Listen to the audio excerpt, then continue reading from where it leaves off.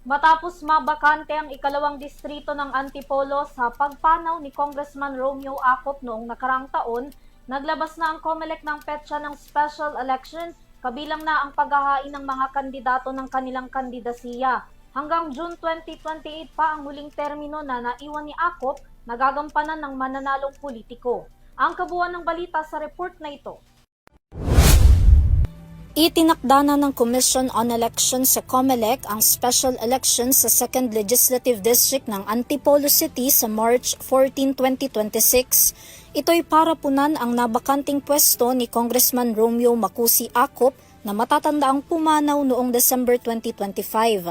Ayon sa komisyon, nakahanda ang kanilang tanggapan para sa gaganaping special election sa tulong ng civil society organizations, partner agencies at mga stakeholders. Sabi ni COMELEC Chairperson George Erwin Garcia, mano-mano ang gagawing eleksyon at hindi automated gaya ng nagdaang halalan. Magsisimulaan niya ang pagboto ng mga botante mula alas 7 ng umaga hanggang alas 3 lamang ng hapon. Iiral pa rin daw ang early voting hours sa mga nakatatanda, pregnant women at PWDs mula alas 5 ng umaga. Batay sa calendar activities ng COMELEC, sa February 5 hanggang 7 ang filing ng Certificate of Candidacy o COC ng mga kandidato. February 12 hanggang March 12 ang campaign period, habang March 14 ang mismong botohan. Tatagal naman ang election period hanggang March 29, 2026. Sa pagtatala ng COMELEC, higit 300,000 ang rehistradong botante mayroon sa ikalawang distrito ng Antipolo.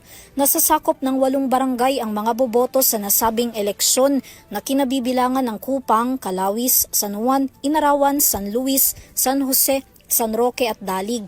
Samantala, sino mang ipoproklamang panalo kinabukasan pagkatapos ng Election Day sa March 14 ay gagampanan ang tungkuling na iwan ni Acop sa 20th Congress para sa natitirang termino nito na matatapos sa June 2028.